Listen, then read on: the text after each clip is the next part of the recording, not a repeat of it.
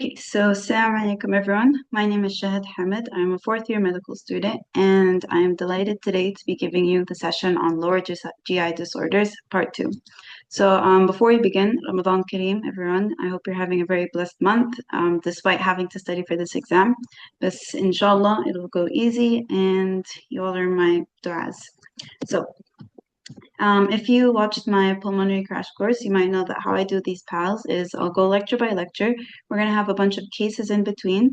And this star right over here, whenever you see this star, just know that this is something that might have a higher chance of coming in your exam compared to others. So it's just a high yield marker. Whenever you see it, just pay special attention to what I'm saying or what's on the sides.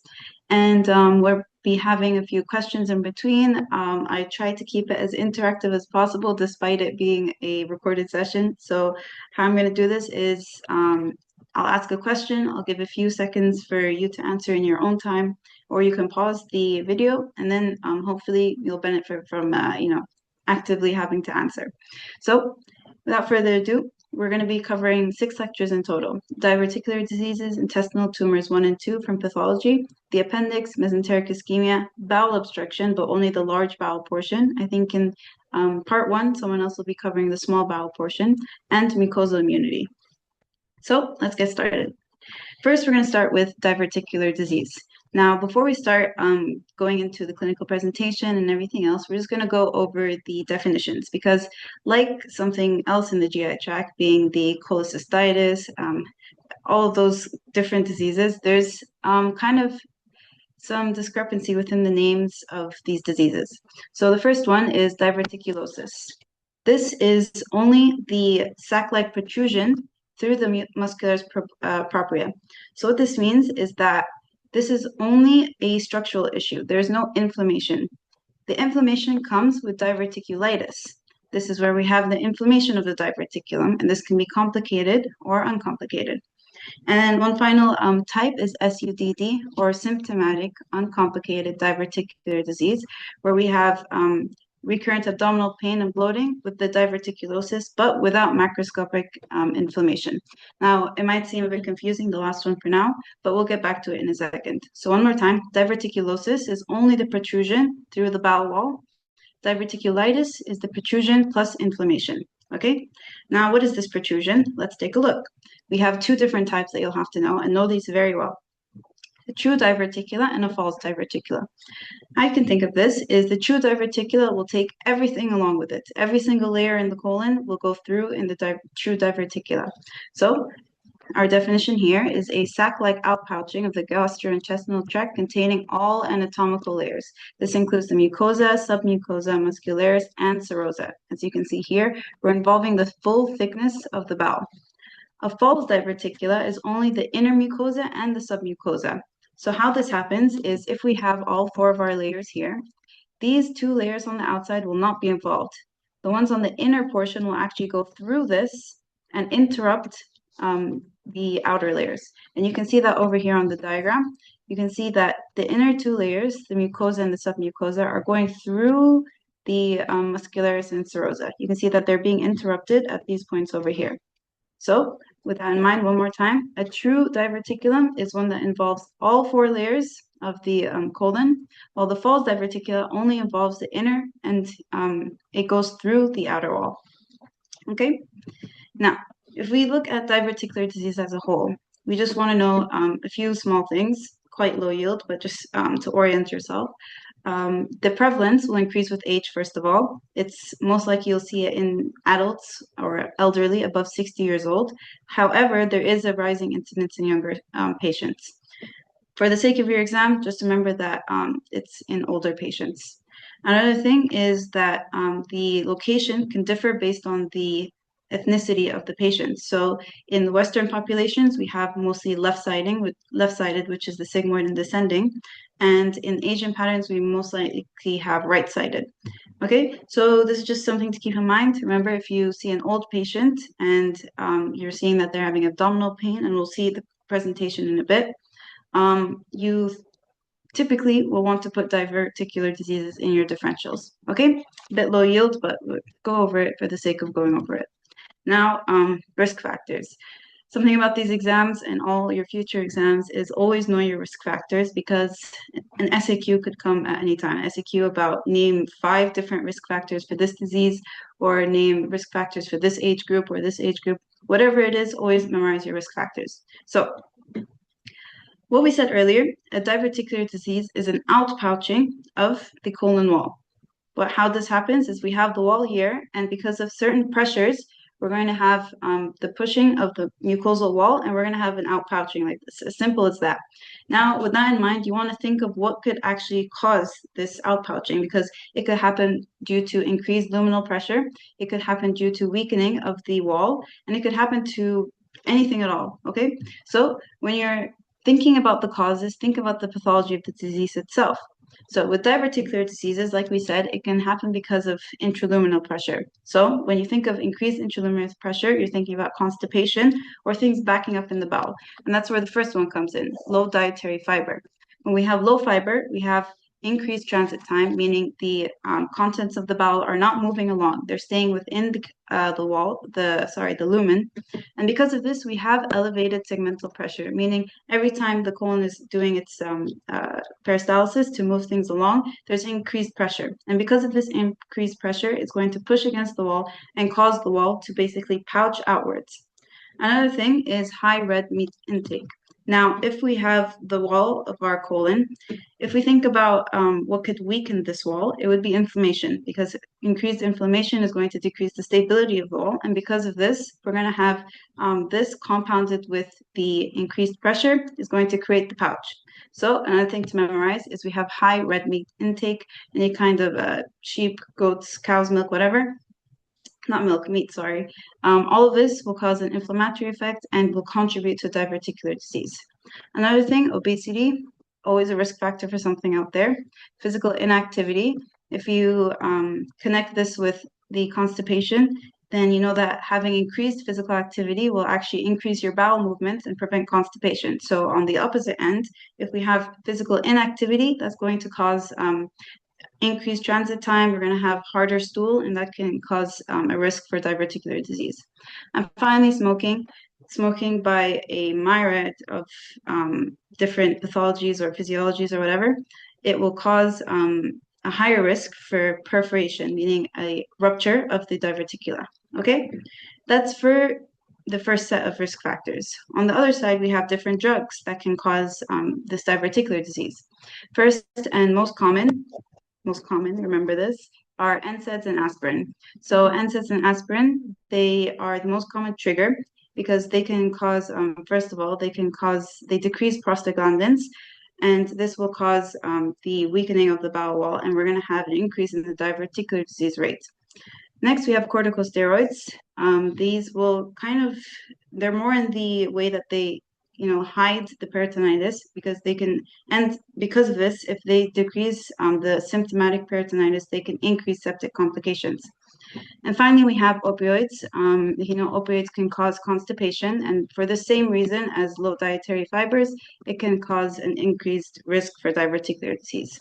Now, on the contrary, and anything that has potential or research or something that's still not proven is not as high yield, but I wanted to include everything from your slides.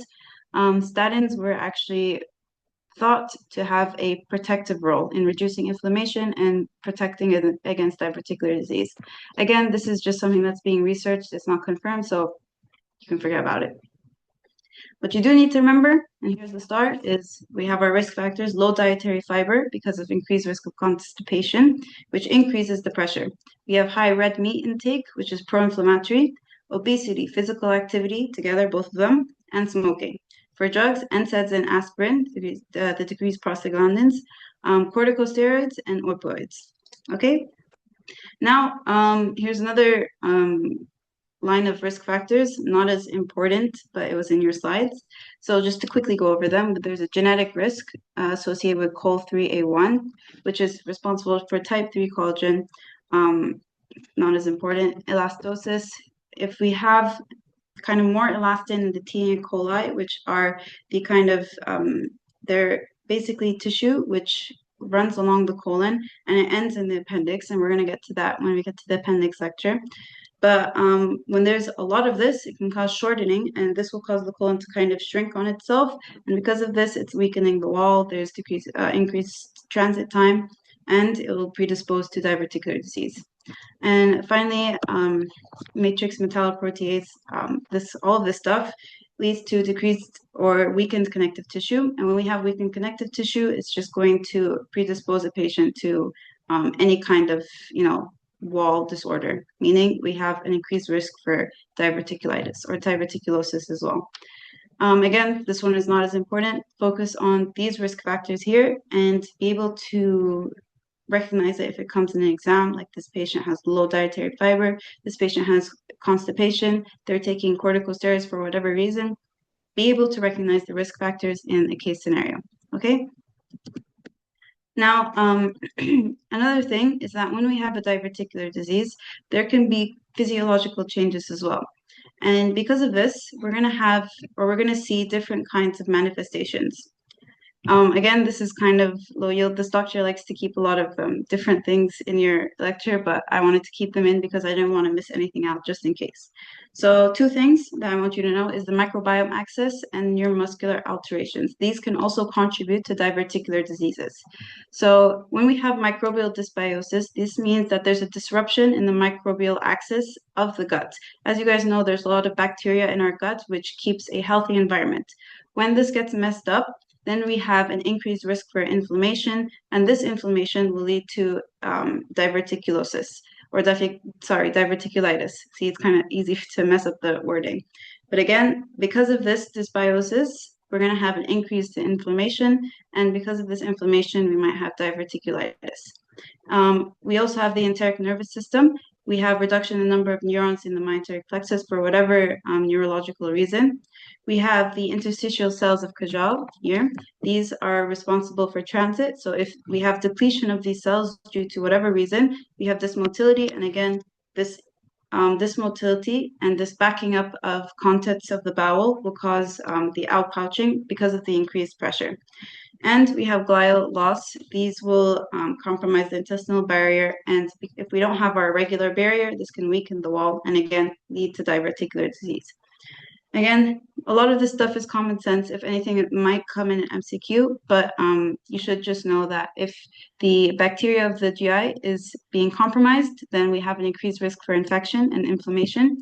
And any type of neurological cells, the mesenteric plexus, the ICCs, or the glial cells can also predisposed to diverticular disease. Now, with that out of the way, let's go back to the high yield things. Now, what can happen after you get diverticulosis? So the first thing is we have the outpouching of the wall of the colon, right? And within this wall, we still have blood vessels sitting inside. So this can have an increased risk for hemorrhage. Now, how does this happen? We have the vasa recta of the colon, which is basically just the terminal blood vessels over here. And this will stretch as the colon wall is increasing in its outpouching. So as the pouch is increasing in size, this is going to stretch the blood vessels and eventually they're going to burst or they're going to rip. And because of this, we're going to have bleeding in the GI tract. Now, over here again, we have erosion. They cause the thinning and the rupture of the bowel lumen and eventually bleeding. Now, how does this present in a patient? And we have a star here. We have painless hematochezia. Usually these diverticuli are very small. They don't have a lot of nervous system connection, as in they don't have a lot of visceral nerves connected to the bowel. So whenever there's a rupture or a small bleeding of a blood vessel, they're not going to feel it a lot, unless it's a very big one or unless it is involving something more highly vascularized or,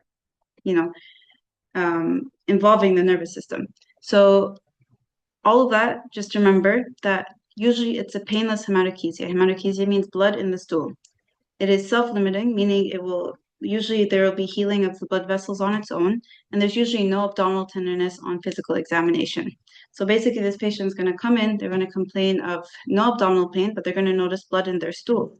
And what you're going to think of in this case, if they're a 60-year-old patient with any of the risk factors we mentioned before, like we said, we had smoking, physical inactivity, corticosteroids, NSAIDs, low dietary fiber, and all of those stuff.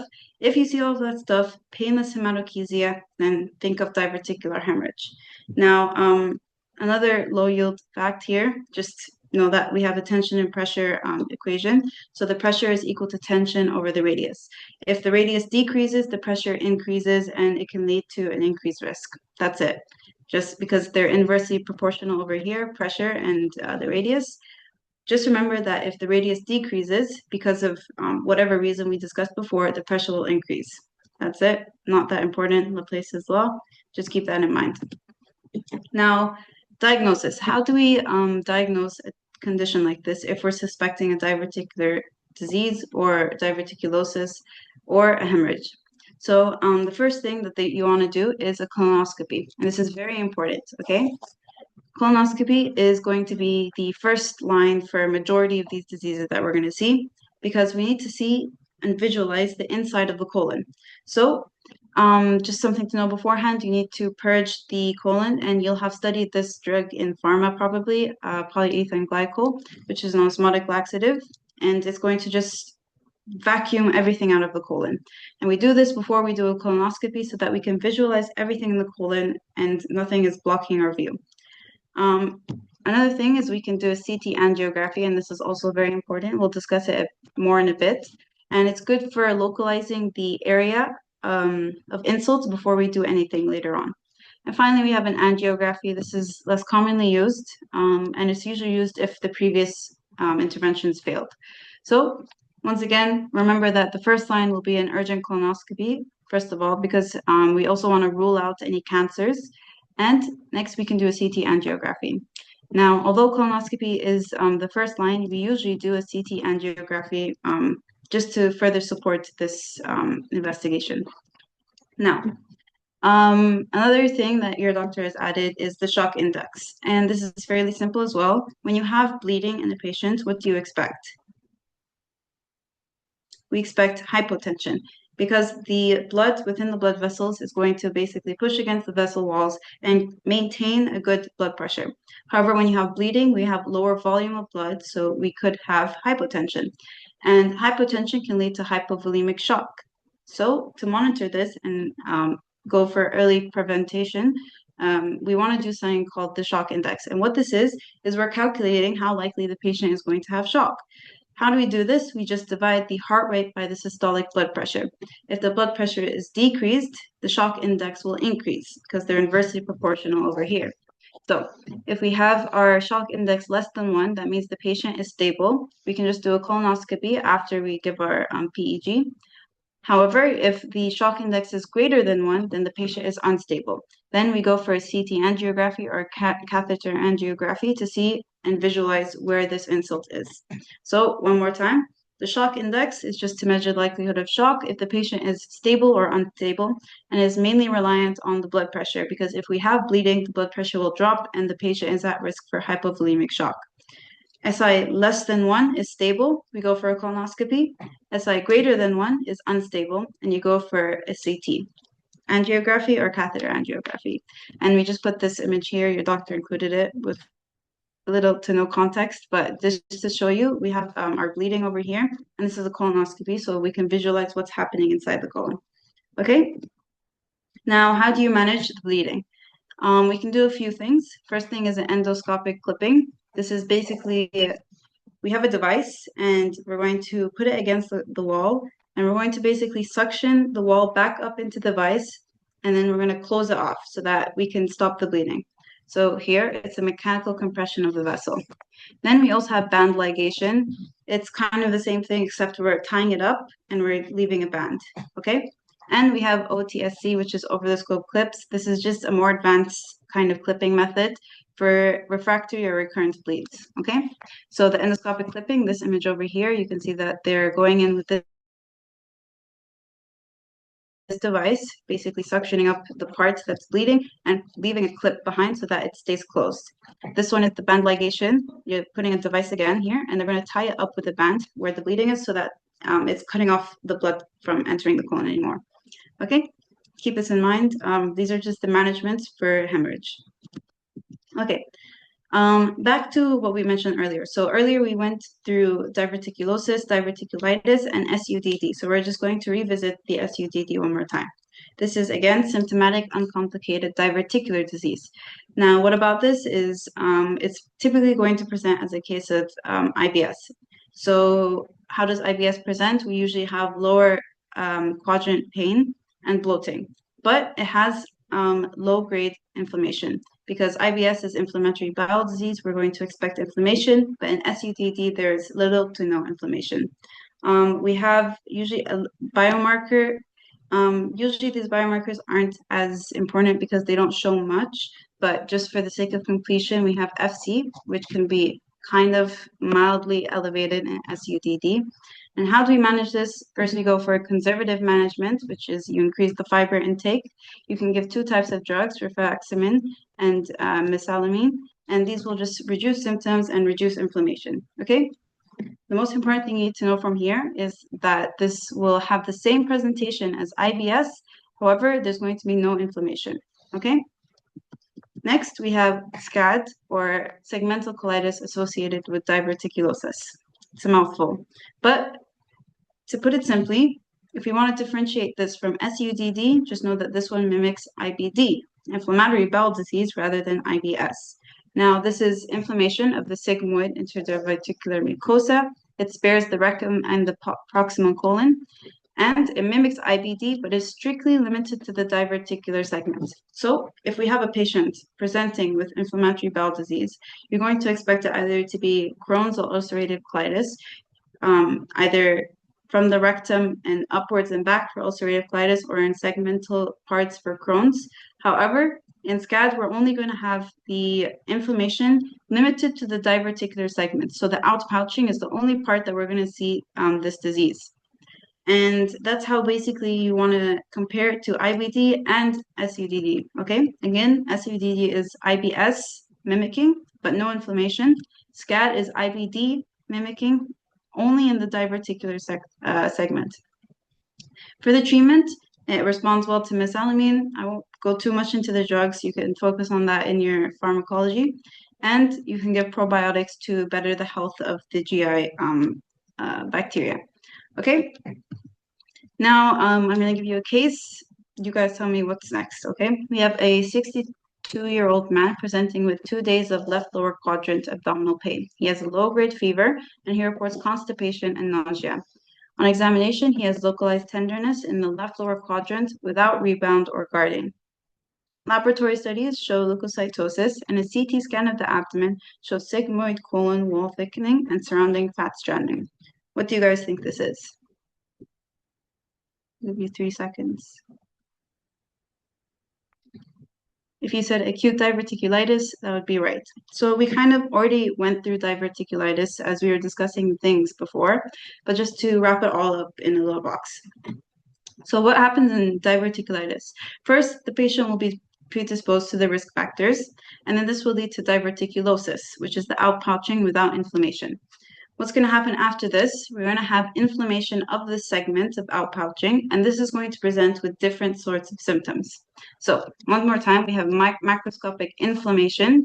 We're going to have severe left lower quadrant pain, bowel alterations, meaning we're going to have differences in the bowel movements, usually constipation over diarrhea. And we saw it in our patient right now. He had constipation, fever, and leukocytosis. Okay, so these are the baseline symptoms that you want to remember.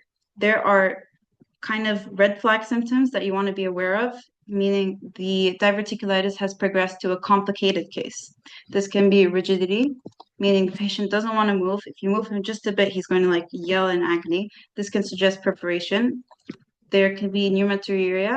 We're going to discuss this in a bit, but it's basically there's air in the urine, and this can be due to a fistula. And where else can we see a fistula? That's right, Crohn's disease, the enterovesical fistula. So again, you have to differentiate between these small things based on the history. Vomiting and distension can suggest an obstruction, and a lab value, CRP, over 150 can suggest abscess or perforation, okay? And here we have just the big 3 main symptoms that you want to remember. Left lower quadrant pain, severe, fever because there's inflammation, and in complicated cases, we can have guarding or rebound tenderness, okay? Now, when we're going to the diagnosis, we want to do a CT of the abdomen and the pelvis, okay? For the diverticulosis, where we had painful hematochezia, or sorry, painless hematochezia, what did we do? First of all, we did a colonoscopy. Here, what we're going to do is a CT of the abdomen or the pelvis, and this is the gold standard because it is highly sensitive and highly specific for diverticulitis. So the first thing we'll see is a wall thickening greater than 4 millimeters. You can see that over here, where I'm drawing here, we have a greater thickness of the wall as compared to a normal bowel. Normal bowel will be just like this size. This is not a normal one, but like just for comparison, it'll be very small. We have pericolic fat stranding, which is this area over here. You can see this kind of less dense area as compared to the rest of the tissue here, which is black. This fat stranding is going to be a little lighter than the rest of it. And in some cases, we can see an abscess. Now, we do a CT for either the first episode of severe pain and fever and leukocytosis, or if we're suspecting any complications such as guarding or rebound tenderness. Okay, another thing we can do, less important, just remember the CT is, there's a star here, so remember our CT, but you can also do an ultrasound or an MRI. We'll do an ultrasound in most cases because there's no radiation for pregnant women. You can see here, usually this is the colon itself, and we have our outpouching over here. Okay, and you can also do an MRI for complex abscesses or fistulas if you want to visualize the soft tissue. But overall, just remember that the gold standard for diverticulitis is the CT of the abdomen and the pelvis. Okay? How do we manage these patients? We can either let them go back home and manage themselves only if they can tolerate liquids, meaning no vomiting and diarrhea, if they have adequate pain control, so they respond well to analgesics, and they have support and no sepsis or immunocompromise. Okay? What this outpatient management is, we'll just like give them, analgesics, we'll suggest high fiber intake and basically rest, bed rest, and hydration. If the patient has systemic sepsis or they're immunocompromised, we want to give them antibiotics. Antibiotics has no use in normal patients, but if they are immunocompromised, then you would want to give them antibiotics. If we have an abscess, the management will depend on the size of the abscess. So if it's small, we give antibiotics alone. If it's large, we do a CT-guided drain placement, meaning this over here, you can see this is the drain, and we're basically inserting it so that we can take out the liquid, and we give antibiotics beforehand to prevent any infection. As we said earlier, we could have a case of pneumaturia, which is air in the urine, and we can also have fecal uria because of the presence of a fistula. So as you might know, the fistula is basically a connection between one structure to another, and we can see here we have our colon, and there's a fistula formation here into the bladder. And what this causes is air from the colon will go into the urine or into the bladder, and we're going to have air in the urine. This can be seen with this can cause refractory UTIs, and we want to manage this surgically. We want to fix the fistula. Okay. Remember this as well. Has a star because the complications of diverticulitis can be life-threatening to a patient, especially if it's predisposing them to an infection or sepsis. So you want to remember this complication especially.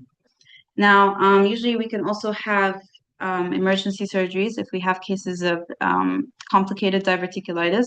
And what these are the Hartmann procedure and the primary anastomosis. So the Hartmann, we're going to remove the sigmoid colon, and we're going to do a colostomy and a rectal stump. So we're just going to remove all of it and close it off at the end. This is safe for unstable septic patients with fecal peritonitis.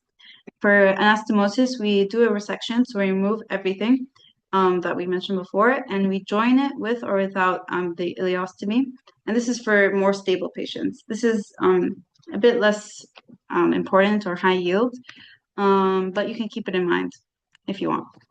We also have minimally invasive surgery. This is basically, we're just not going to open the patient. We're going to go in with a scope and we're just going to work around that area. He didn't give a mechanism for this surgery. He's just saying that it's lower blood loss and hospital stay, which basically translates into it's not that high yield, but you can keep it in mind just in case. If anything comes that I said hasn't come, just keep in mind that anything is possible. GI is Allahu A'lam. Anyway, so again, we can do emergency surgeries for complicated cases. Again, we have the Hartmann procedure and the primary anastomosis, okay? And with that, we have concluded the first lecture. From that lecture, what I want you to remember is the definitions: diverticulosis, diverticulitis. Know the different types of SUDD, SCAD, and again, diverticulitis and its complications and management. Okay, it's a fairly easy lecture. It doesn't take too much of your time. This is one of the bigger, more high-yield lectures. So intestinal tumors, 1 and 2. This is a pathology lecture, and without further ado, let's get right into it. So the first thing from this lecture is we're going to discuss polyps. When we had diverticulosis, that was an outpouching outside of the colon. Polyps is going to be protruding inside the colon, and that's not to say that it's an inpouching. There's none of that. It's just basically a growth going into the colon. So for our polyps, we have 3 different types. We can have sessile or pedunculated. I'm sure you guys know what those mean, but we'll get into it. Hyperplastic versus adenomatous, and non-neoplastic and neoplastic. So first, let's go with sessile versus pedunculated. Sessile means that it has no stalk. It's just adherent to the wall of the colon. And you can see that over here. These ones are just, against the wall of the colon. Pedunculated means that there is a stalk, and basically the polyp is going to be hanging into the colon lumen. That's literally the most basic definition that you can get with these two. There's not much to dive into for this. And on the histology over here, you can see that this is the stalk, so this is a pedunculated polyp. Now let's go into a bigger bulk of this lecture. So first we're going to talk about the non-neoplastic tumors. So let's start with a case. A 45-year-old man with a 10-year history of ulcerative colitis presents with intermittent rectal bleeding, mucus in the stool, and crampy lower abdominal pain over the past few months. He reports no weight loss or constitutional symptoms, and a colonoscopy reveals multiple small erythematous sessile polyps in the rectosigmoid colon. The biopsy shows chronic inflammatory infiltrate with granulation tissue and surface erosion, but no dysplasia identified. No dysplasia. What do you guys think this is? I'll give you 5 seconds. If you said inflammatory polyps, you would be correct. So what are inflammatory polyps? These are basically due to inflammation from another condition, such as ulcerative colitis, as we saw in the patient. There's going to be ulceration and regeneration. And because of this back and forth between ulceration and regeneration, we're going to have a buildup of cells, and it's going to basically go out of hand, and it's going to grow into the bowel lumen. What you need to know, most importantly, of inflammatory polyps is that there's no dysplasia and no malignant potential. It is purely inflammatory lesion, and it can be managed by anti-inflammatory products. So as we saw in our patients, we have a clinical triad. We have rectal bleeding, mucus discharge, and inflammatory lesion of the anterior rectal wall. So if we look back at our patient, we have our rectal bleeding over here, we have the mucus in the stool, and we have an inflammatory infiltrate, okay? Inflammatory polyps, again, we see it as a product of inflammatory bowel disease or anything that causes injury and regeneration. And there's no dysplastic potential. This is completely benign, nothing's gonna happen beyond this, and you can just manage it with anti-inflammatory drugs. Next one, we have a 16-year-old girl presenting with recurrent colicky abdominal pain, intermittent rectal bleeding, and a previous episode of bowel obstruction. Physical exam reveals a dark blue-brown macules on the lips and mucosa. Upper and lower endoscopy shows multiple hematomatous polyps in the small intestine, and histology demonstrates arborizing smooth muscles with no dysplasia. She has advised that her condition is associated with an increased lifetime risk of multiple gastrointestinal and extragastrointestinal malignancies, including pancreatic, colorectal, breast, and gynecological cancers.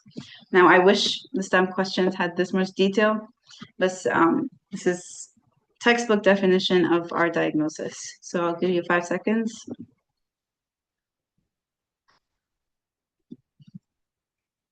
So if you said Peutz-Jeghers syndrome, you would be correct. Now, Peutz-Jeghers syndrome is under something called the hematomatous polyps. These are disorganized overgrowth of cells and tissues native to the anatomical location with stromal and epithelial elements. What does this mean? At the location of the colon, we're going to have growth of cells more than normal, and this growth is just going to be the same as the colon beneath it. So it's just basically an overgrowth of the colonic cells and stroma and epithelium.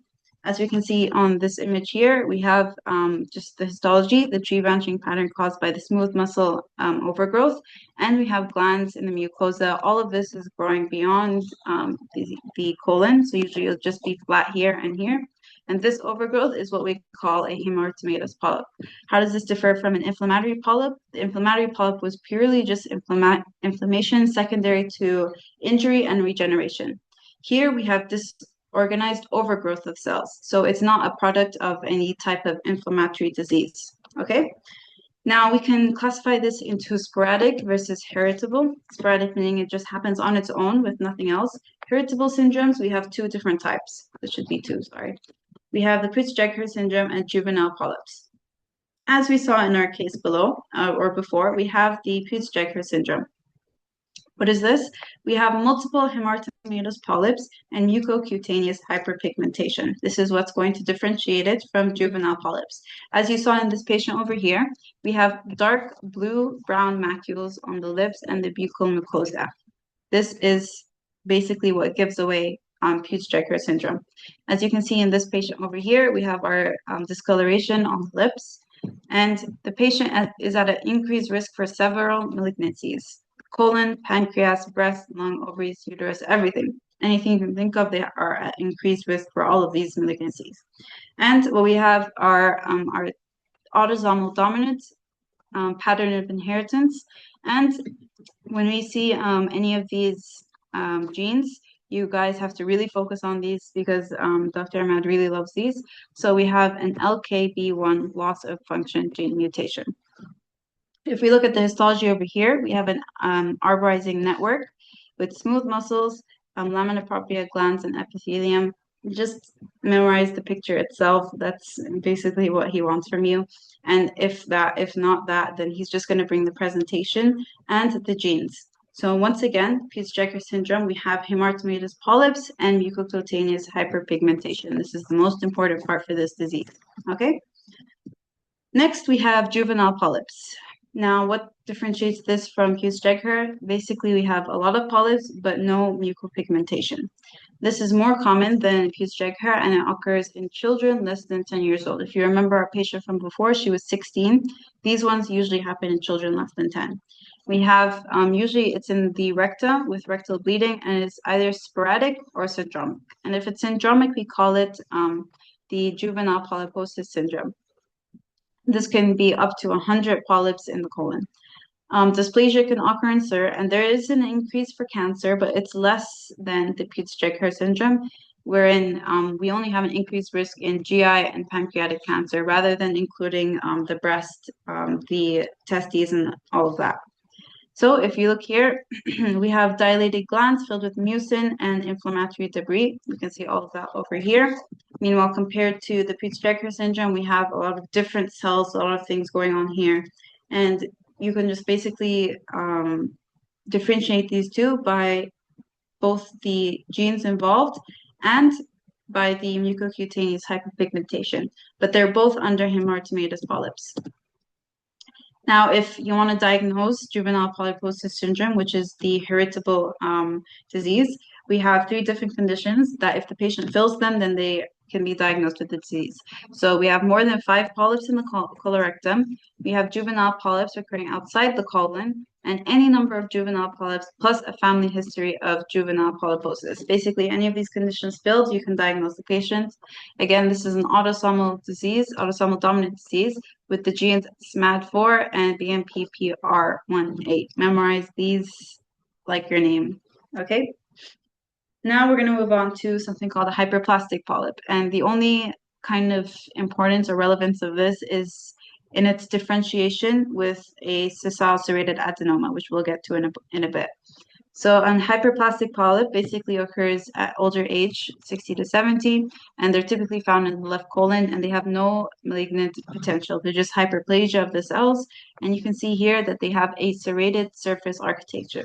Serrated means it's not smooth, it's kind of like a knife. So you can see here, we have our serrated architecture right here. And how we're going to differentiate this later is we're going to compare it to the adenoma, wherein even the glands within down here will be serrated in the other one. Here, they're all normal. You can see that there's not much of a serrated texture. The serrated is only on the surface of the polyp, okay? Again, this is only kind of relevant in its comparison to the adenoma, but just know that this is in older patients, 60 to 7 in the left colon, and it's usually a serrated architecture. With that in mind, let's go to the adenomas. So the adenomas are precursors to colon carcinoma.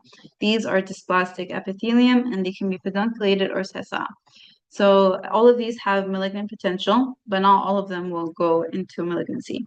Just a little bit about the epidemiology, all of that stuff. It's more prevalent in the West, with 30% of 60-year-old adults being predisposed to this.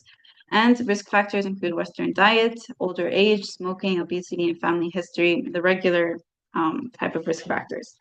Now, they are usually benign polyps, like I said, and they give rise to adenocarcinomas. And one thing that you need to remember, which will come up forever in your life, is screening.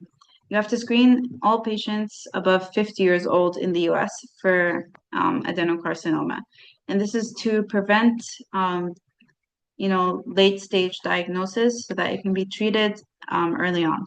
So remember, this should be a star here. We should have colonoscopy in all US patients above 50 years old. Now, the pathogenesis includes decreased apoptosis, persistent cell replication, and the failure of the epithelial cells to mature and differentiate. Just basically all the things that you might have studied in neoplasia last year in POD. Okay, let's get into more his gross and microscopic features. So adenomas, they are mostly found in the rectosigmoid area, and their texture resembles velvet or raspberry texture. Sorry to ruin those fruits for you, but you can see it over here. It's kind of bumpy texture like raspberry. We have three different types of architecture. We have tubular, villus, and tubulovillus. Let's take a look at these over here. We have the tubular adenoma. This is, sorry, the text is kind of small, but just know that the adenomas have a smooth surface in tubular. They're quite small, less than 2 centimeters, pedunculated, and dysplasia will always be present. These cells are always going to be abnormal.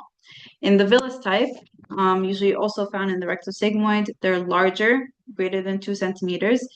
Shaggy, they have a cauliflower-like surface instead of being smooth like the tubular structures. And then we have tubulovillus, which is basically a mix of both.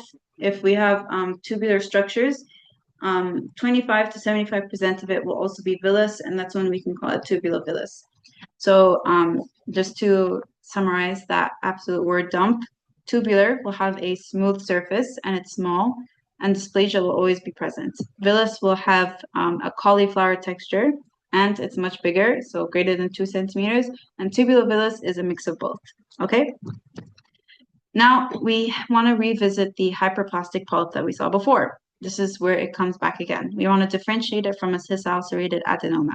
So where do we see these? We see these in the right colon, greater than 1 centimeter with malignant potential similar to adenomas. And this is due to hypermethylation of MLH1, BRAF, and microsatellite instability. Again, memorize your genes. These are very important. And again, we just want to differentiate this from the hyperplastic polyp. As you guys can see here, we have our serrated surface, once again over here.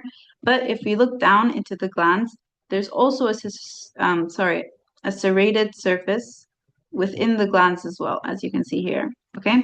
Meanwhile, for the hyperplastic polyp, we have our serrated surface, but inside the glands, they're fairly smooth, they're just circular. They don't have much of the serrated texture that the sessile serrated adenomas have.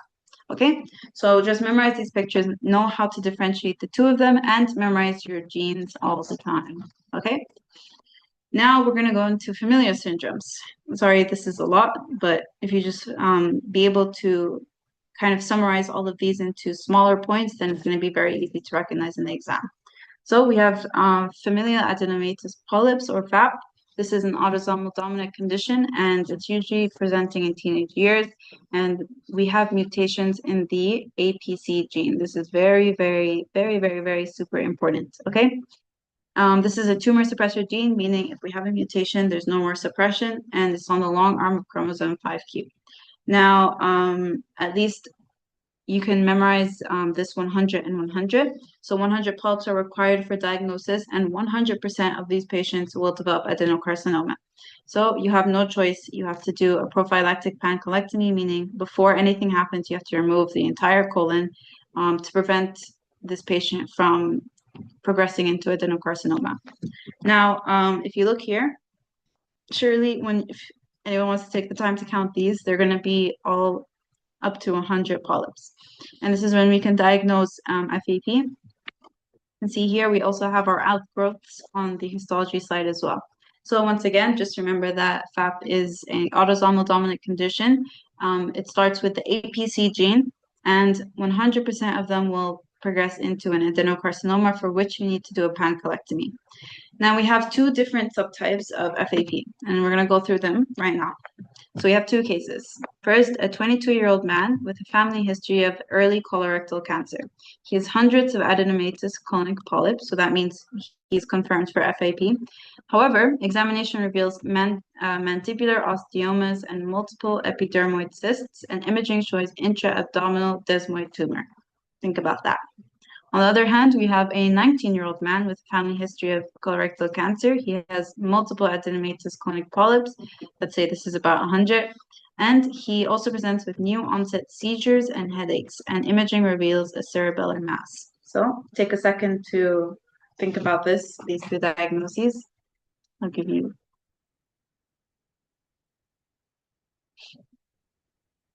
Okay, so the first one is Gardner syndrome.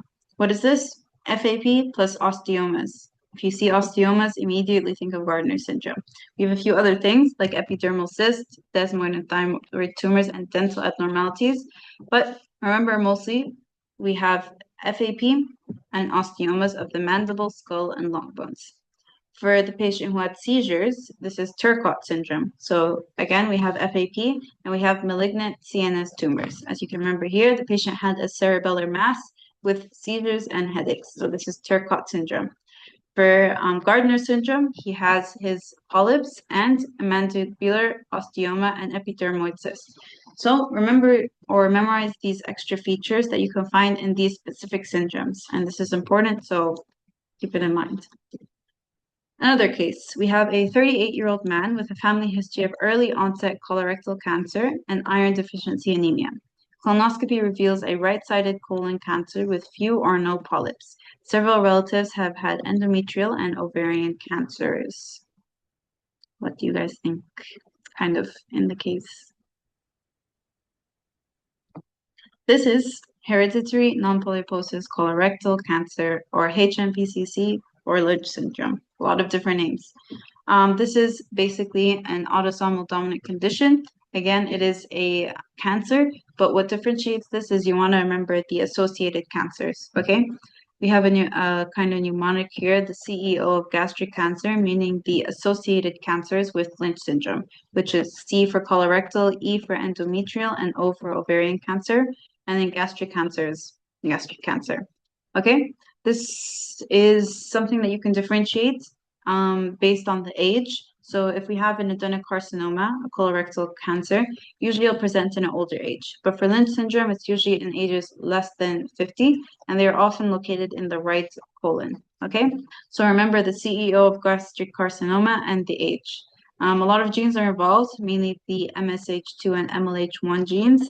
And we have a few others, MSH6, PMS2, and microsatellite instability. Less important, remember these two if you want to.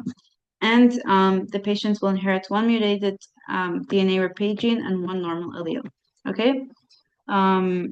Again, just focus mostly if you're on a time crunch, memorize the star parts, and just know that this is presenting less than 60 years old, less than 50 years old even, and they will present with many different type of cancers.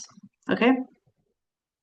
If you want to further go into the diagnosis of this disease, we can have these presentations. Once again, we have cancer at a young age, few adenomas or no polyposis.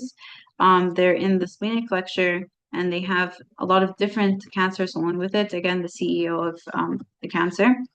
And we can have extracolonic cancers.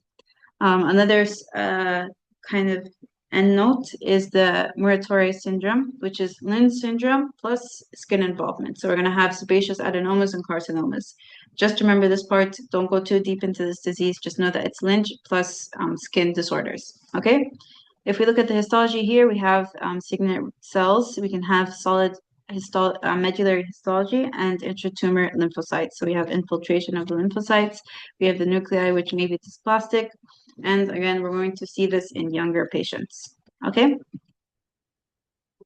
One more thing, this was included in the slides, and if you want to memorize it, you can, but it's basically just a summary of everything we just said. One more time, we have the age less than 50.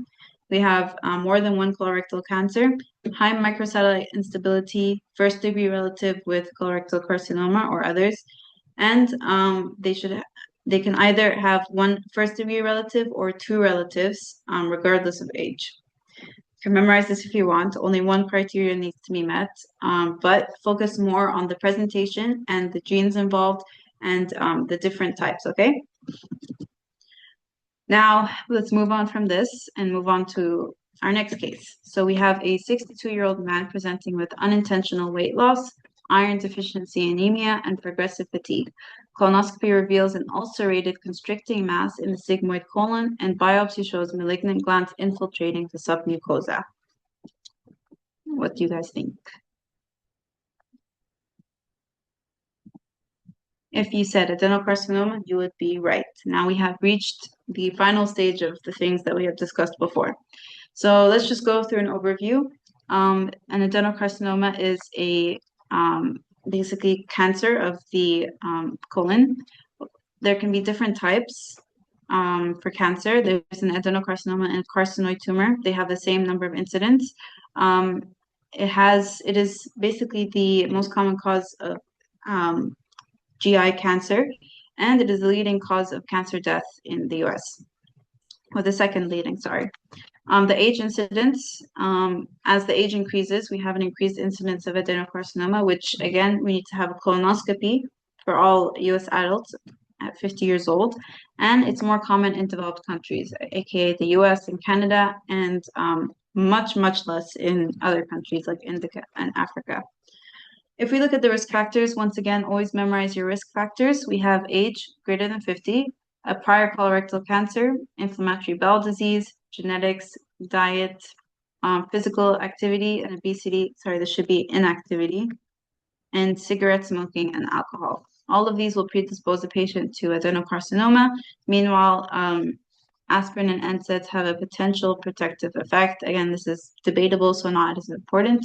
Focus on your risk factors, okay? How does this patient present?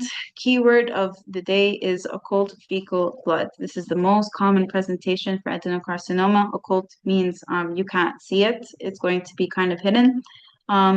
This can either present in two different ways. We have the occult fecal blood in the proximal colon, or we can have occult fecal blood plus bright red blood, which means it's in the distal colorectum.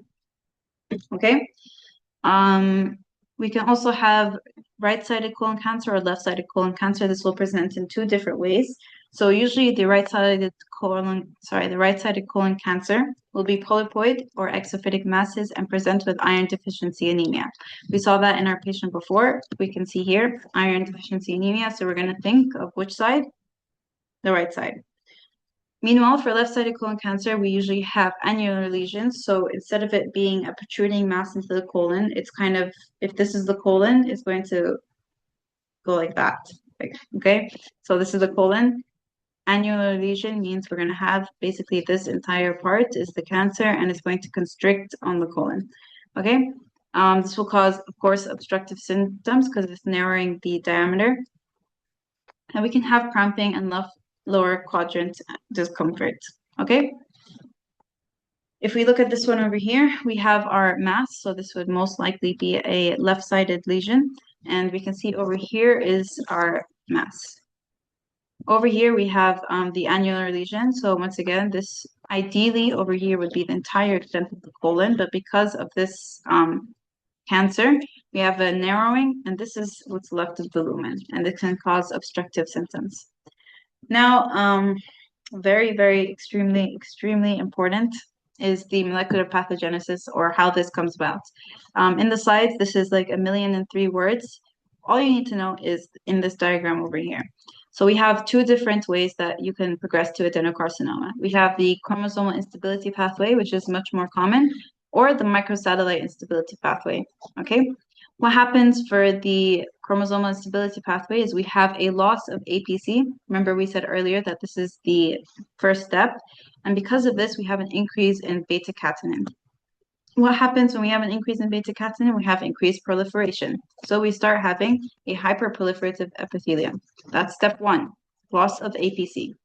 Step two is that we have mutation of KRAS, the proto-oncogene.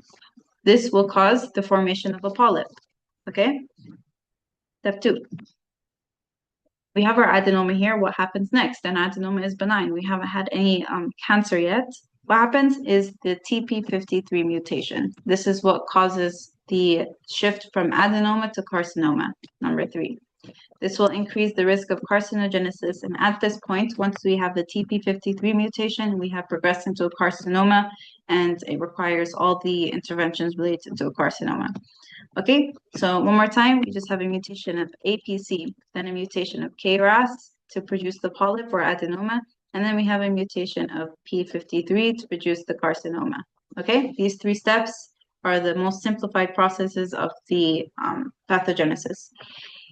For the other hand, we have a microsatellite instability pathway wherein we have inherited mutations of mismatch repair genes, mainly MLH1 and MSH2.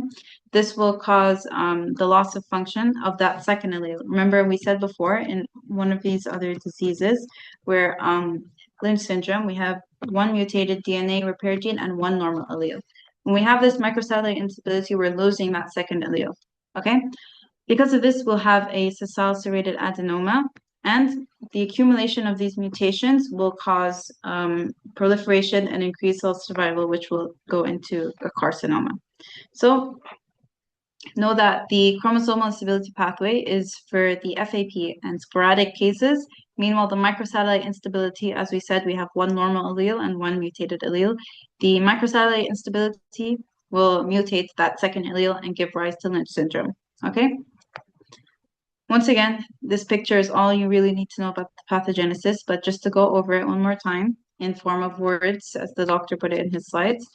The APC beta-catenin pathway, we have a mutation of APC, which causes beta-catenin to accumulate. This will activate certain genes, MYC and cyclin D1. Sorry for the misspelling. It should be cyclin. And we have proliferation because of this beta-catenin accumulation. Then we have a KRAS mutation, which causes the growth and apoptosis is inhibited, and the TP53 mutation, which converts it from adenoma to adenocarcinoma. The microsatellite instability pathway is where we have the coding or promoter regions, the TGF-beta and BAX genes, and these mutations will accumulate in the microsatellites. TGF-beta should inhibit the colonic epithelial proliferation, and BAX enhances survival of genetically abnormal clones. So if we have mutation in both of these, we're going to have the loss of this inhibition, and the BAX loss of BAX will enhance the survivability of these abnormal clones. So, one more time, let's take a step back. We have our adenocarcinoma. We have the beta-catenin APC pathway, APC, KRAS, TP53. Because of the loss of APC, we have an increase in beta-catenin, which will activate MYC and cyclin D1. This will lead to KRAS mutation, polyp formation, adenoma formation, TP53 mutation from adenoma to adenocarcinoma. Microsatellite instability, we're going to have instability in the coding or promoter regions, TGF-beta and BAX. Loss of TGF-beta will cause epithelial cell proliferation. Loss of BAX will increase the survival of these abnormal clones. Okay, that's it. Simple as that. Don't overcomplicate it. Just make sure that you memorize the pathway for both of these so that if it comes as an SAQ, you'll be able to write it all out. Now, let's talk about the prognosis of adenocarcinoma. This is dependent on the depth of invasion and lymph node metastasis. What this means is that if the carcinoma is going beyond the basement membrane, then we're going to consider this metastatic and it needs a different type of intervention. Usually we have metastasis to the regional lymph nodes, the liver, the lungs, and the bones, and this will require, radiation and chemotherapy for the entire body. Meanwhile, if it is limited to just the colon, we can do a simple resection and the patient will be fine. If we have carcinoma, just a little fun fact over here that he included, carcinomas of the anal region will spare the liver because there's no portal circulation to the anal region. Okay, so just from this slide, what I want you to know is that the prognosis will depend on the depth of invasion and lymph node metastasis. More depth of invasion and increased lymph node metastasis, worser prognosis. And finally, I just made this table which summarizes the mode of inheritance, the genes, and the manifestations. So basically what you have to look out for in the exam. If you want to just go over it quickly before your exam, then this will have majority of what you need to know for this lecture. Okay? We're just going to move on to our next case. Okay, sorry, I kind of spoiled it, but let's just look at the presentation. Now, we have a 19-year-old man who presents with periumbilical pain that has migrated to the right lower quadrant over 24 hours. It is associated with nausea, vomiting, and low-grade fever. The examination will reveal right lower quadrant tenderness with guarding and rebound pain, and it is elicited with Rovsing and So's sign. Laboratory studies show leukocytosis with neutrophilia, and imaging demonstrates a dilated, non-compressible appendix with periappendiceal fat stranding. I know I just showed you the slide, but what do you guys think this is?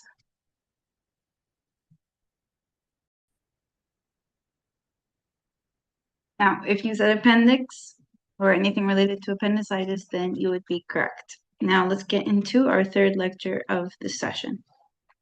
So, revisiting our case, we have a patient with periumbilical pain, nausea, vomiting, right lower quadrant tenderness, Rovsing, psoas, leukocytosis, and non-compressible appendix. What is the appendix? You guys probably know, you're in your third year, but just for the sake of completion, the appendix is a normal true diverticulum of the cecum. We mentioned diverticulum earlier. It's an outpouching of the colon, but this is a normal physiological outpouching or diverticulum.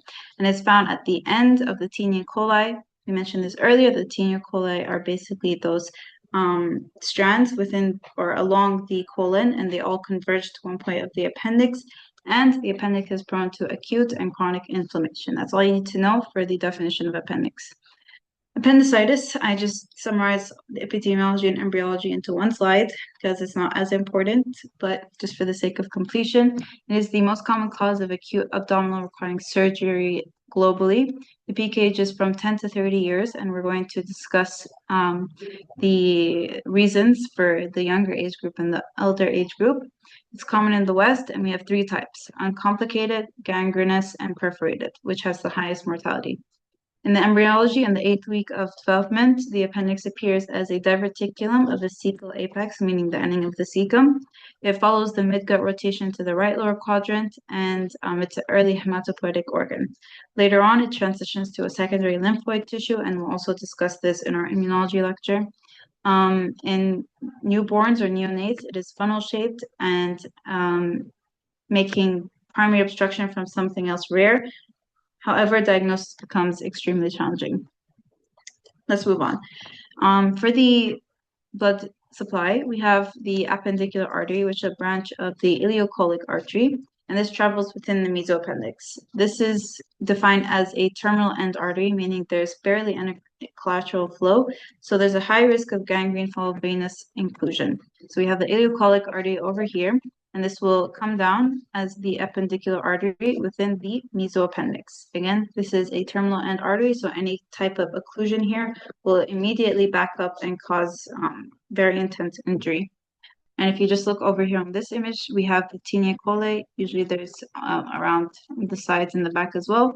These will converge into the appendix. The luminal capacity is around 1 cc, meaning it's very small and very prone to obstruction. If we just look one more slide for the appendix itself, they can have many different positions: post-ileal, pre-ileal, pelvic, subcecal, and retrocecal. Retrocecal is the most common, and it's a bit more important because Retrocecal, the appendicitis can be hidden in these cases because it's behind the cecum, but it can also present in pelvic, subcecal, and pre and post ileal. If we look at the histology of the appendix, we have our regular mucosa, external muscularis, lymphoid follicles, submucosa, mesoappendix, all of these things.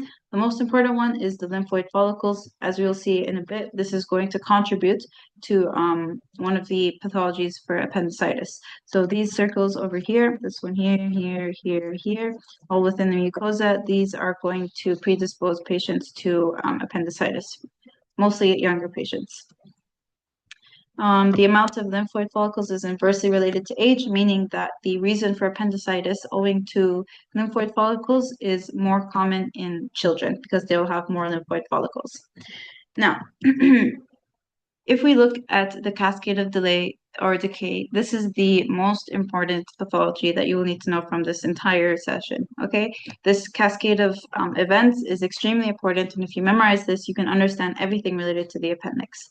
So what happens? First, we have obstruction, and this can happen because of either an object obstructing or lymphoid hyperplasia. Fecalith or gallstones are usually in older patients, while the lymphoid hyperplasia is in younger patients, but as we said, lymphoid follicles will decrease as age increases. If we have hyperplasia of these lymphoid follicles, as you can see here, if these get bigger and bigger, they're going to cause obstruction within the lumen, and we're going to see appendicitis, okay? After obstruction, we have secretion. The mucosa will continue producing mucus despite the obstruction, meaning that if we have our appendix here, and we have our obstruction right here, there's still going to be mucosa production, and this is going to build up within the appendix, and it's going to get bigger and bigger and bigger. And when we say it's getting bigger, this is what we call distension. There's going to be an increase in pressure, and then the appendix will start pushing on the visceral organs. And because of this touching, it's going to stimulate the T10 visceral afferents, and this is going to cause pain in a certain pattern. We'll discuss it in a bit. But remember T10 at distension. And then after that, we're going to have a cutoff of the blood supply, cutoff of the venous return. And this is when the pressure will extend beyond the venous and arterial threshold. And then this is when we see ischemia. So one more time, very important, obstruction, secretion, distension, and ischemia. Memorize this very well. Okay, this is more important in your micro lectures than here, but what we can have is gram-negative aerobes, E. coli and Klebsiella, for early growth and inflammatory trigger. Remember, these are the most common ones, so memorize them for any case of normal appendicitis. We can have Bacterioides fragilis for gangrenous and perforated states, and Enterococcus for hospital-acquired. If you want to take away anything from this lecture over here, disconnect from micro lectures and take away E. coli and Klebsiella for the early growth. Okay. Clinical presentation, we have different presentations within different age groups or different demographics. For pediatrics, they have a very high perforation rate, especially less than 4 years old, due to an underdeveloped omentum, which is basically the covering of the GI. In geriatrics, we have more subtle signs. We should always suspect malignancy first in right lower quadrant pain presentations, and for this reason, we usually miss an appendicitis diagnosis. In pregnancy, it is the most common non-obstetric emergency. Right lower quadrant pain is still the most reliable symptom in these patients. Let's move on to the clinical presentation. Now, we have a cascade or kind of a story of how the pain works in appendicitis. So first we have our visceral pain, and this is the earliest presentation of pain. This is a vague peri-umbilical pain. So first we have our pain just around the area of the umbilicus. It's not localized to one area, and this is because of the T10 visceral afferent stimulation. We can also have anorexia and nausea. Okay, phase 1, visceral. Phase 2 is migration. So the pain will move to the right lower quadrant within 12 to 24 hours.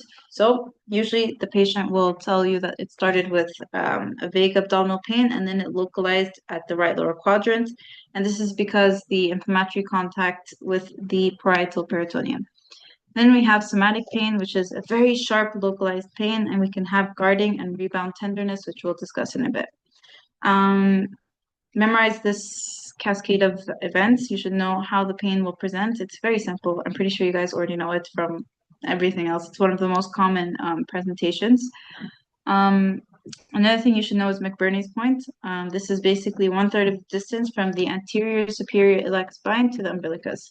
So we have here the anterior superior iliac spine, the umbilicus, and 1/3 of that distance here. Here we have 2/3, 1/3. Right here is McBurney's point. And this is where you'll feel the sharp pain of the appendix. Okay.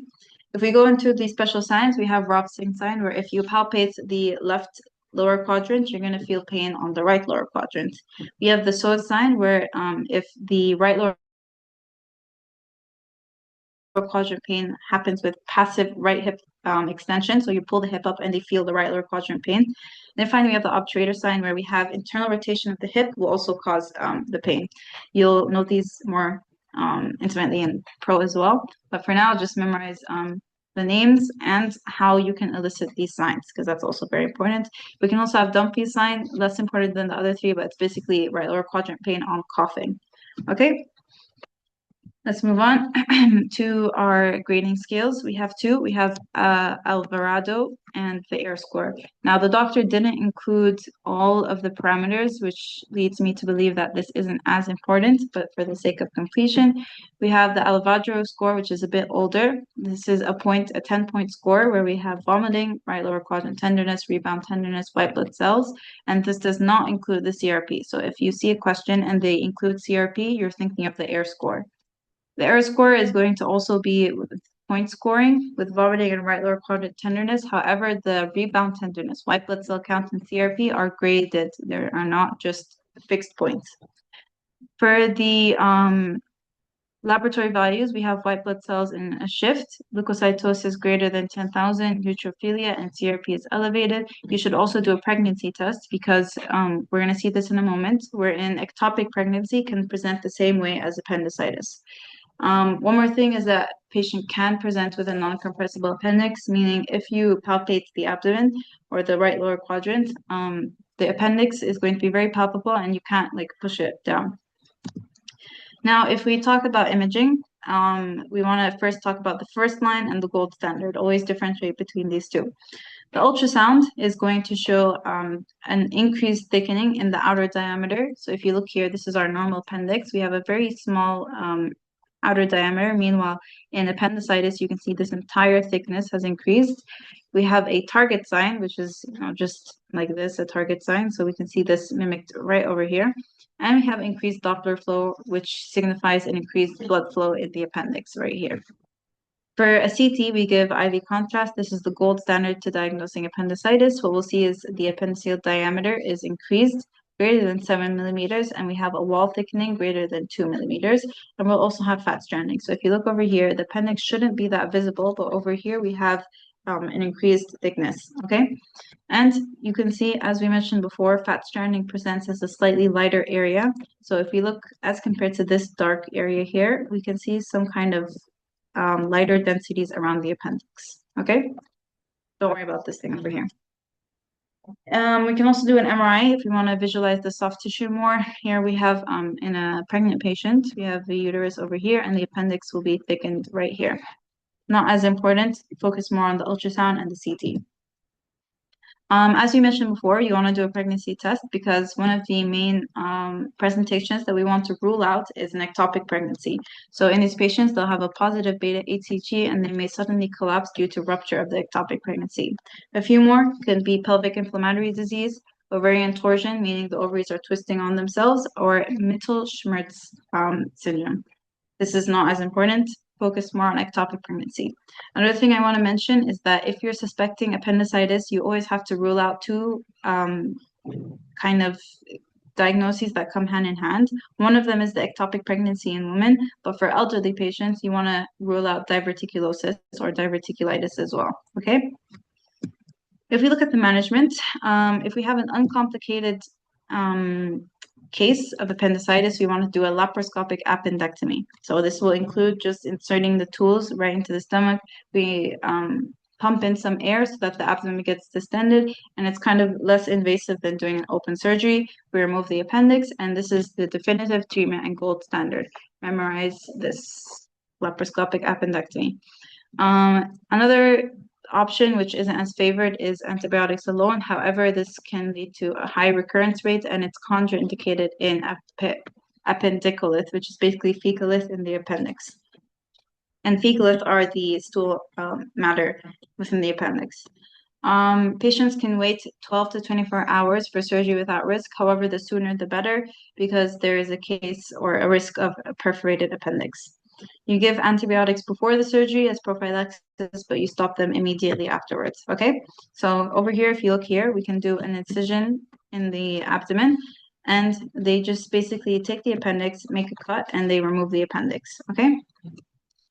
Another option is conservative. First, you give IV antibiotics and fluids, but if there is a drainage, or if there's an abscess, you want to do a drainage, which is right here. This is not as preferred as the laparoscopic appendectomy, and you want to basically manage and remove the appendix before we have any further complications. But in cases of an abscess, you could do a simple drainage. However, it is much safer to remove the appendix altogether. Okay. This section was actually from the intestinal tumors lecture. However, I moved it under the appendix lecture so that we can have a more organized presentation. So when we talk about appendix tumors, we have a risk of neoplasms in patients greater than 35 years old. We said earlier that the presentation for appendicitis is 10 to 30 years old. However, in patients greater than 35 managed for abscess, they can have or they're recommended to have an appendectomy to rule out an adenocarcinoma.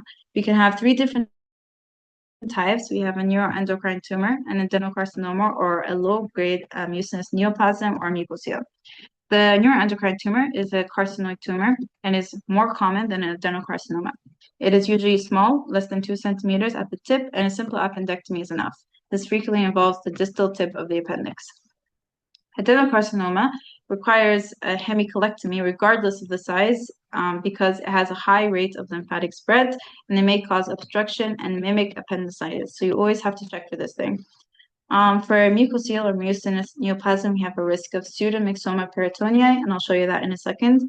But the dilated appendix will fill with mucin, and this can be perforated and cause accumulation of mucin in the peritoneum, which is exactly what this is. Pseudomyxoma peritoneum is a rupture of the mucinous cystadenoma, and can lead to the spread of tumor cells within the peritoneum. If you look over here, this is the peritoneal wall, and we have all these pockets of mucin. And this is a special imaging or technique to be able to visualize this. And over here on the histology, you can see many pockets of mucin. So the important thing here is to just know the name and the definition and how it arises, which is from the rupture of the mucinous tumor. Okay, now I just wanted to bring back our case just to revisit everything that we've just said. So again, we have the periumbilical pain, which was the first presentation. And then it migrated to the right lower quadrant, which is the second presentation over 24 hours. Nausea, vomiting, and low-grade fever because it's an infection, and they have guarding and rebound tenderness. They present with Rovsing and psoas sign. Remember how each of them presents. Rovsing was palpating the left lower quadrant, feeling pain in the right lower quadrant, and psoas sign was pain on the passive extension of the hip. And laboratory studies show leukocytosis and neutrophilia, and the imaging will show a dilated non-compressible appendix with a thickened appendiceal wall and periappendiceal fat stranding. This is basically the entire lecture in one case. Okay, let's move on. Sorry, this one should be 3. This is 4. Okay. Anyway, moving on to our next lecture. We have a 74-year-old man with a history of atrial fibrillation. He presents with sudden onset of severe abdominal pain that began 3 hours ago, and he describes the pain as diffuse and constant. On examination, the abdomen is soft with minimal tenderness, but the patient appears distressed. Laboratory studies reveal elevated lactate and leukocytosis. CT angiography shows a filling defect in the superior mesenteric artery with reduced bowel wall enhancement. What do you guys think this is? Based on his history, based on his presentation, and based on the CT.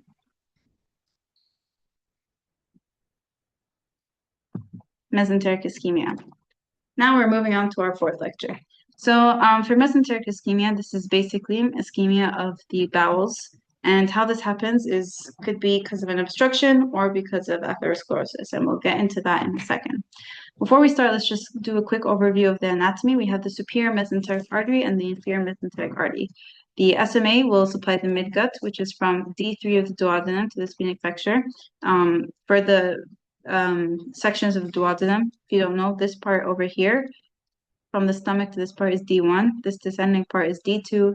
This section, transverse section here, is D3, and going into the small intestine is D4. So this area, D3 and beyond to the splenic flexure, is the receiving end of this SMA.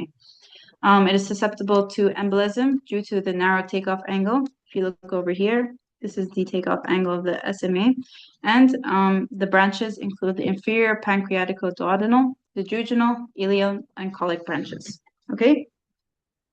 Inferior mesenteric artery supplies the hindgut, which is the descending colon, the sigmoid, and the superior rectum, and is often included in peripheral artery disease.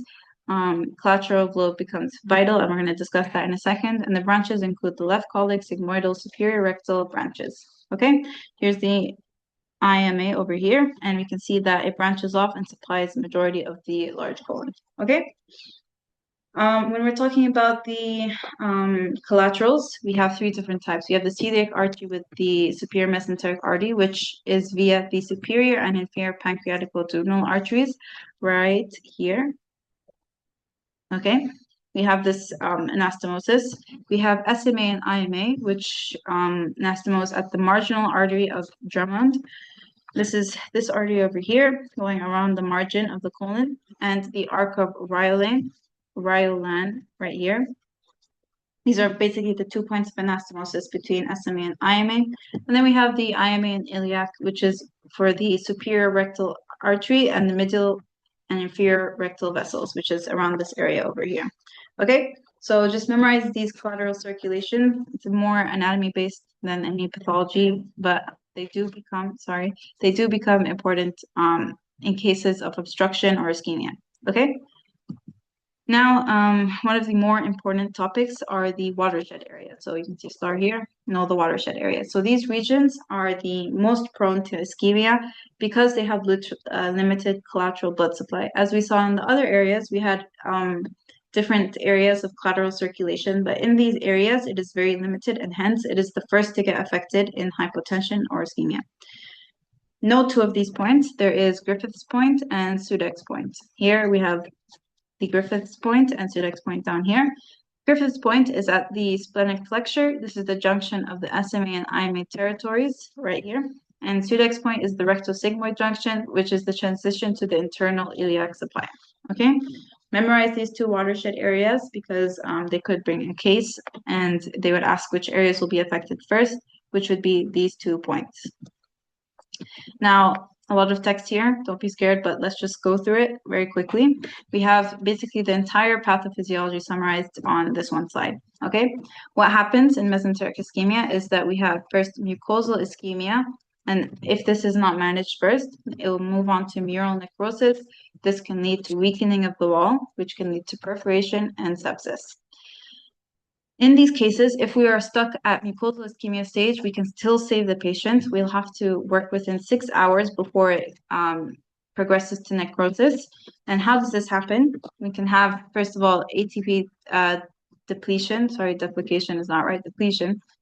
This can lead to hypoxia, failure of the sodium-potassium pumps, swelling, and lysis of the cells, which leads to ischemia. We can also have a bacterial storm. Because of the breakdown of the mucosal barrier, then bacteria will translocate and endotoxin release into the portal system can cause sepsis. This is SIRS, which is translocation triggers systemic inflammatory response system. And this is when we lead to the end stage of this disease, which is multi-organ dysfunction.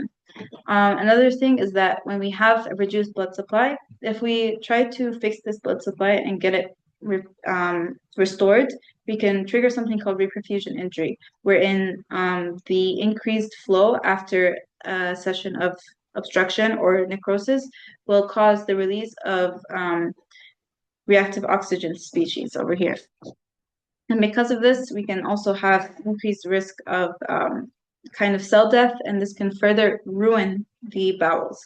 So you might think that, oh, if we have an obstruction, just reopen it and restore the blood supply.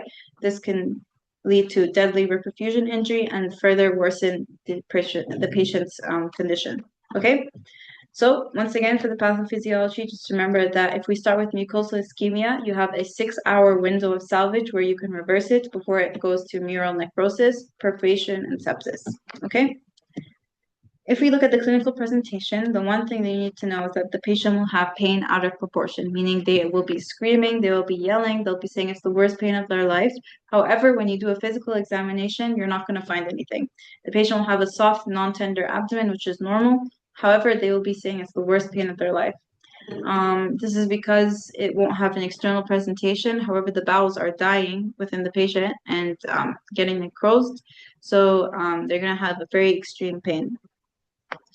I brought this just to show you a comparison of the CT. We'll get into the CT a bit more later, but if you look over here, we have a normal CT. The bowels are very open. We have an gas fluid level right here. However, in this image on the right, you can see that the thickness of the wall has increased and we don't have this difference in the levels, okay? Another thing about this pain is it's very sudden and severe, and they can have nausea and vomiting, which is a very big red flag. And they have bowel evacuation, meaning they have extreme urgent diarrhea. This can be divided into 2 phases, the silent phase and the late phase. Put it simply, silent phase is early ischemia. We're not going to have much presentation, but they can still complain of severe pain, and this is when you have to diagnose to save the bowel. In late phase, we move from ischemia to necrosis, and this is when they have more severe symptoms, rigidity, rebound, and guarding, and absent bowel sounds. This can also include multi-organ failure and sepsis. Okay, just know that the silent phase is for early diagnosis to save the bowel. The late phase is beyond saving. You have multi-organ failure and need to remove the entire intestines. Okay, now with this in mind, now we know the pathology, the blood supply, and everything. We are going to go into the different types. So let's go for the classification. We have a 75-year-old man with a history of atrial fibrillation, not on anticoagulation, so it's not controlled. He has sudden, severe, diffuse abdominal pain that began 2 hours ago. He describes the pain as 10 out of 10 and constant. On examination, his abdomen is soft with minimal tenderness despite severe distress, meaning physical exam is normal, but he has extreme pain. Labs reveal leukocytosis and elevated lactate with metabolic acidosis. CT angiography shows a filling defect in the SMA, approximately 5 centimeters distal to its origin, with decreased bowel wall enhancement. What type of mesenteric ischemia does this patient have?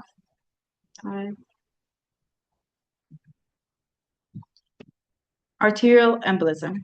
Why is this? Because first of all, it's a very sudden onset. This patient had it 2 hours ago.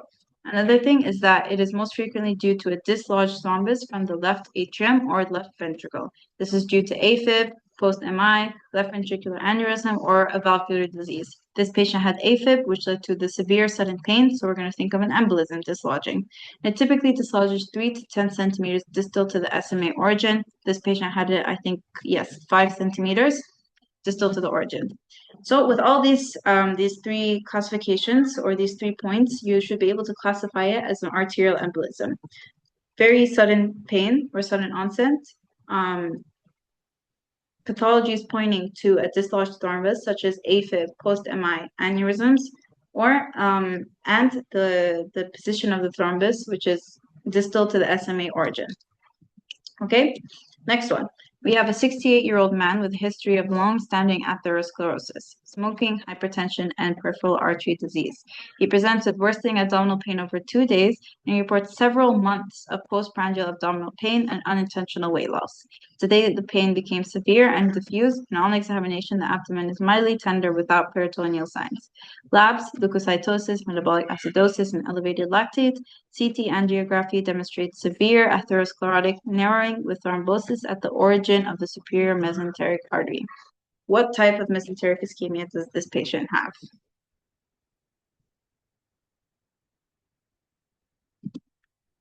Arterial thrombosis. Now, this is less common than the arterial embolism, but how do we classify this and differentiate it from the embolism?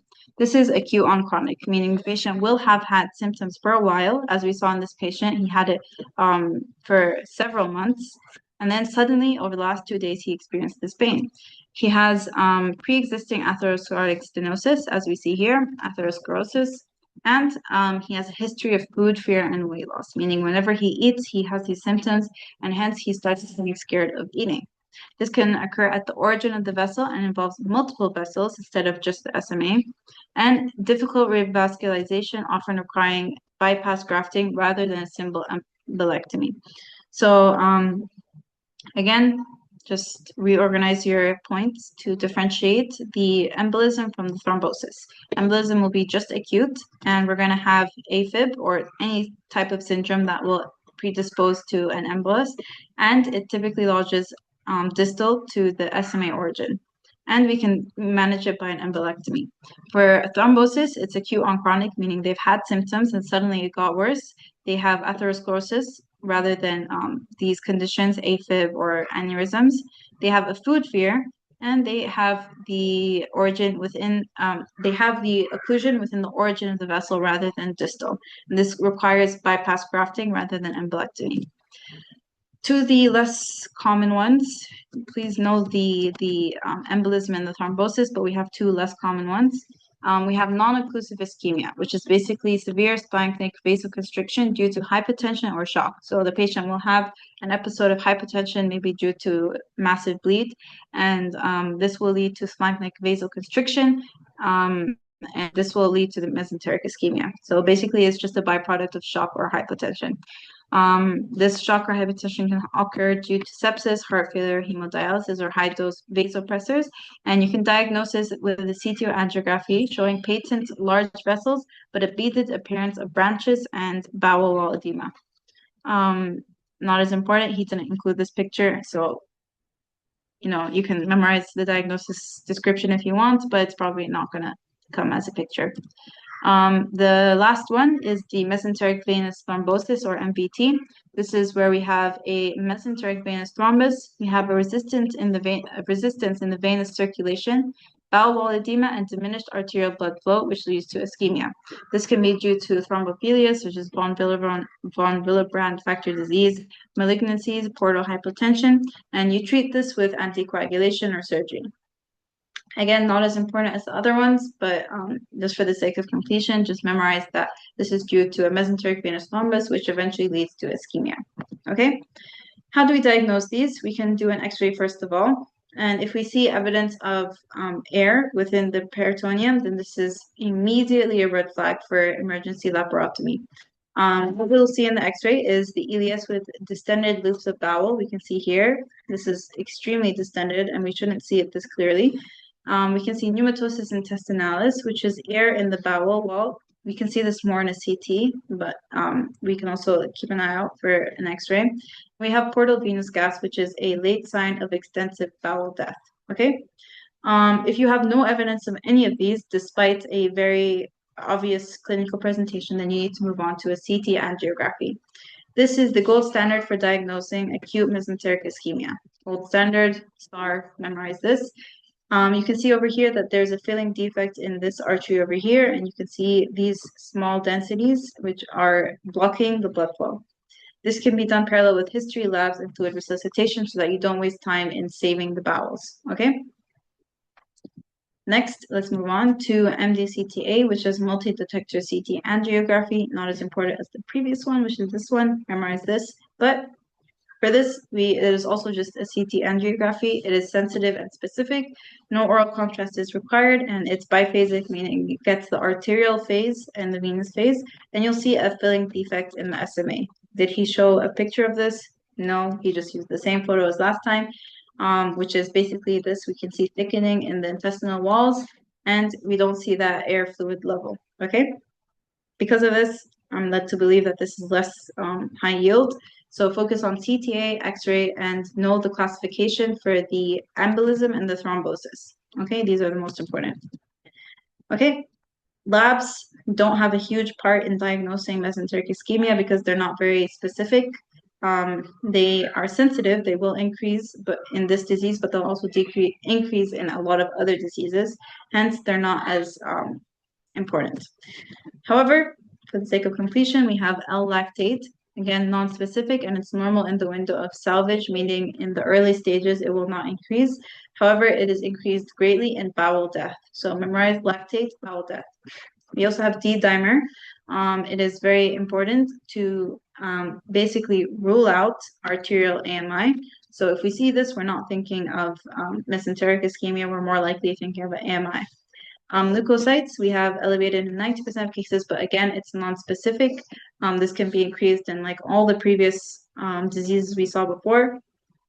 And there is rising research in IFAPP, which is intestinal fatty acid binding protein, and this is released due to mucosal injury. Again, not as important. Just remember that L-lactate is associated with bowel death, and D-dimer is used to rule out arterial AMI. Okay? Management, we give fluids, antibiotics, and heparin. We give fluids to basically prevent dehydration. We give antibiotics to for prophylaxis against infection, and we give heparin to decrease the incidence of emboli. Okay, very simple. That's it. Now, if there's no peritonitis and we see that the patient has a clot or something blocking the blood flow, then we want to do either an aspiration embolectomy, and this can be done by stent. We can do stenting, which is basically putting a stent within the bowel and opening it so that it opens the bowel lumen. And this is better than surgery because it will lower the perioperative mortality and there's less bowel resection. However, in the case of peritonitis, this is a medical emergency and you have to immediately open the patient so that you can reestablish the blood flow, you can get rid of the non-viable organs, and you can preserve all the viable organs. So from this, all you need to know is that for management, we have fluid resuscitation, antibiotics, and heparin, and we can do further stenting, or if there's peritonitis, go for surgery. And I just included this photo. It's kind of crazy. We have our gangrenous bowel, so they have to remove all of this bowel, and the only things they can keep is this healthy bowel and these healthy organs over here. And with that, we conclude this lecture. Now let's move to intestinal obstruction. This one is very short because it is not including the small bowel obstruction. We'll only be going over the large bowel obstruction. So if we just go over an overview, we have the definition of intestinal obstruction, which is a cessation of the forward flow of intestinal contents. This can be divided into mechanical and functional. Mechanical is because of any kind of anatomical structure blocking the flow of contents. This can be adhesions or hernias. This can be tumors or strictures or stones and fissures. For functional, we can have basically a failure of the propulsion of the intestine so that you're not able to move things along. This can be due to paralytic ileus, which can happen in surgeries. You give bethanacol to increase the propulsion. We have ogilvies, I'm not too sure how to pronounce this, but this is colonic dilatation, and we're going to discuss this in a bit. And we have gastroparesis, which is delayed stomach emptying. Okay, what we're going to focus on mostly is large bowel obstruction. It's just a few radiology images that you need to memorize, and we'll get to that in a second. So for large bowel obstruction, we're going to immediately think of cancer, the most common differential. However, there's also cases of volvulus and diverticulitis. For small bowel obstruction, again, this is not within this lecture. Go over it either in the previous PAL or on your own, but it can be all of these different kind of differentials. Okay, let's go on to the large bowel obstruction. So we can have a sigmoid volvulus, and if you did the progress test, you probably saw this question over there. We have the twisting of a redundant sigmoid colon, and this is seen in elderly with chronic constipation, and the most important thing here is the coffee bean sign.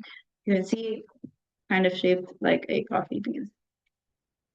The treatment is you do a sigmoidoscopic decompression, which means you're basically kind of putting in air so that you can reposition the sigmoid colon and basically get rid of this twisting. Okay. Next, once again, just to memorize the coffee bean sign. This is very, very high yield. It might come in OSP.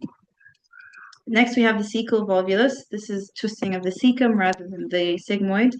This is seen in younger patients with a mobile cecum.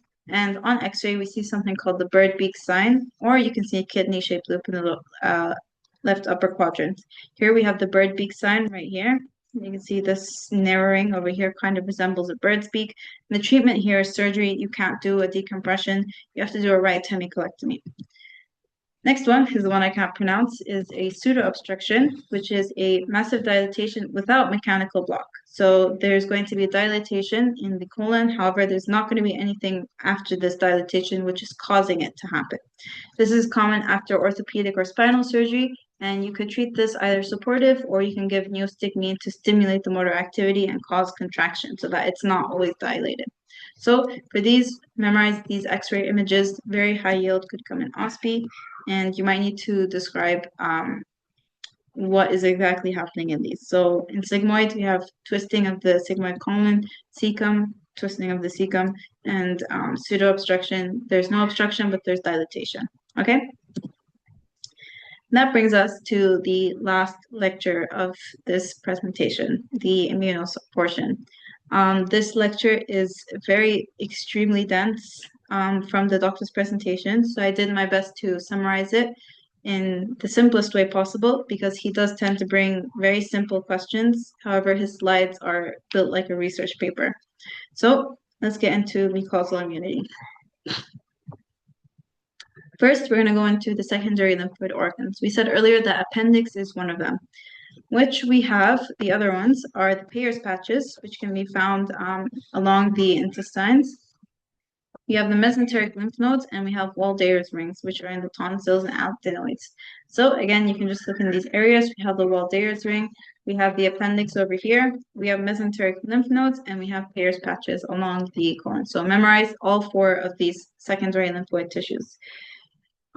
Within these, we have two main compartments. We have the epithelium and the underlying lamina propria. We're going to see how these work together to facilitate the immune response. We also have a third kind of barrier to infections, which is the enterocytes. They have TLR5, which will sense bacterial flagellants and activate antimicrobial peptides, cytokines, and alarmins to activate the innate and adaptive immune response. Just take this as it is. Enterocytes will have TLR5, and this will recognize bacteria and activate an immune response. Okay? If we just look over here, we said that we have the epithelium and underlying lamina propria. So over here, we have our epithelium and lamina propria, and all the immune cells for the secondary lymphoid organs are within these areas. Namely, we want to focus on the Peyer's patch over here, this subepithelial dome, and the epithelial cells overlying the Peyer's patch. And we'll get into the specifics of this in a moment. If we enlarge this area over here, you can see that we have all our immune cells. We have our CD4 and CD8 T cells, macrophages, mast cells, dendritic cells, IgA, CD8, and plasma cells. All of these will work together, cause an immune response within the epithelium and this area over here. And this will all come together into the mesenteric lymph nodes, and they will go wherever they need to go to stimulate the rest of the immune response. Okay, so let's get into the specifics of this. We have the Peyer's patches and M cells. What are M cells? These are specialized cells on the epithelium, which basically just capture the microbes and bring it into the Peyer's patches. That's all you need to know. There was like 5 slides on this. Just know that they are used to transport antigens via transcytosis, meaning they will start at the top of the cell. The cell will then take them in to the cytoplasm, and then it will go out the other way. That's transcytosis. That's the function of M cells, transporting. The Peyer's patches are the primary induction sites for adaptive responses in the ileum, this entire area over here. They don't have afferent lymphatics. What they do is they enter directly from the lumen of the colon, and then the Peyer's patches will send this to the mesenteric lymph nodes via the efferent lymphoid vessel. So, just to simplify, there's no afferent lymphatics, like there's no tube bringing anything into the Peyer's patches. We don't have any of that. It just directly enters from the lumen through the M cells. Then we have the subepithelial dome. This is where dendritic cells will capture these antigens and activate the T cells, where we'll have the rest of our cascade of the immune response. Another component that we will have here, just a second. Sorry about that, my little brother is crying. But anyway, intraepithelial lymphocytes, or IELs, are basically the chronically activated cytotoxic T cells, meaning that they are always active and they will be used to protect against extracellular bacteria. So what happens is these are within the epithelial layer. They have receptors CCR9 over here, CCR9 and alpha E beta 7, which you can find in the gut.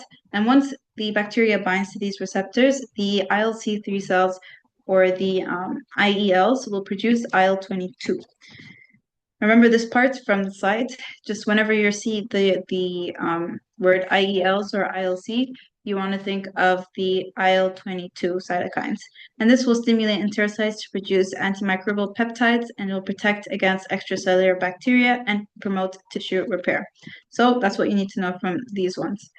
Next, we have secretory IgA. This is probably one of the more important parts of this lecture, the SIGA. So what happens here is that IgA is the primary defense and the most abundant antibody in the GI tract, and it exists as a dimer, meaning two structures together linked by a J chain. And I'll show you an illustration of this in a bit. So what happens is this dimeric IgA, and by the way, IgA is produced by the Pierce patches, it binds to the PIGR receptor, or the PIG receptor, at the base of epithelial cells. What happens is that this is then transported into the lumen of the colon, and there's a remnant of the PIG receptor that stays attached to IgA to protect it from the harsh gut enzymes. Then IgA2 can act as a backup in areas where the pathogens produce enzymes that cleave IgA1. This is just an extra tidbit of knowledge. So if we just look at this image over here, we again have our IgA dimer linked by a J chain. Sorry, my pen has died, I think. But anyway, we have IgA over here, which is linked as a dimer to the J chain. Then this will go to the PIG, or the poly-Ig receptor, and it will bind to it while also keeping a part of the PIG-R receptor.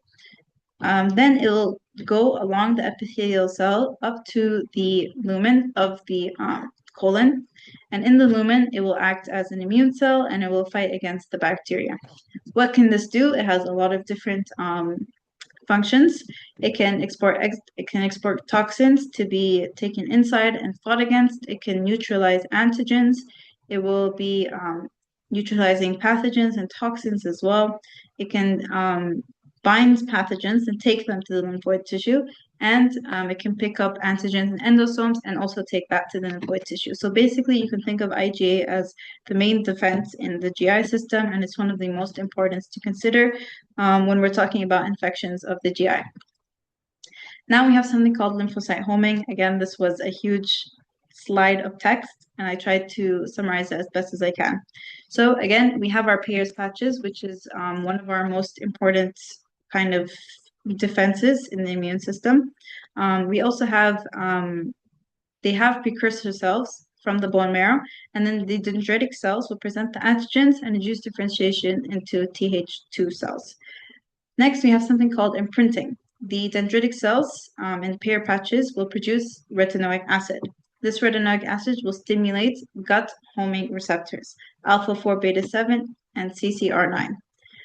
In the mesenteric lymph nodes, the activated B cells will migrate to the mesenteric lymph nodes and differentiate into IgA-producing plasmablasts. I know this is sounding a bit disorganized, but this is kind of how immunology is. So just memorize this step by step.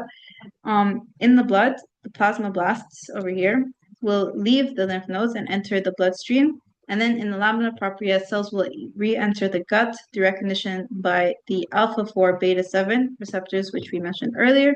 And they will bind to MAdCAM1 and chemoattractants for CCL25. Take away this last part over here. MAdCAM1 and CCL25 can migrate to other mucosal sites and differentiate back into plasma cells and initiate the immune response. It's a lot. let's go over it one more time. We have the Pierce patches. They receive cells from the bone marrow.